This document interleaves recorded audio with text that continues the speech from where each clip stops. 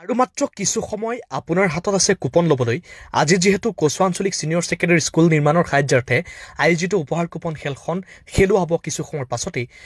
আপুনি যদি কুপন লয় 6খন কুপনৰ এখন বহি আপুনি ল'ব পাৰিব মাত্ৰ 350 টকাৰ বিনিময়ত, আৰু যদি আপুনি একেলগে 2খন বহি লয় তেন্তে 600 টকাতে আপুনি 2খন বহি লাভ কৰিব, য'ত বহি নম্বৰৰ ওপৰতো খেল হ'ব, কুপন নম্বৰৰ ওপৰতো খেল হ'ব। সৰ্বমুঠ 50টা পুৰস্কাৰে এই খেলখন খেলোৱা হ'ব, য'ত পুৰস্কাৰ হিচাপে আছে JCB, ডাম্পাৰ, আল্ট্ৰাবাছ, 50 গ্ৰাম সোণ, মাহিন্দ্ৰা থাৰ 2খন আছে, আৰু আছে কেইবাখনো বিলাসী বাহন। স্ক্ৰীণত ইতিমধ্যে দেখা পাইছে এইকেইটা বাহন আপোনাৰ কাৰণে সাজু হৈ আছে।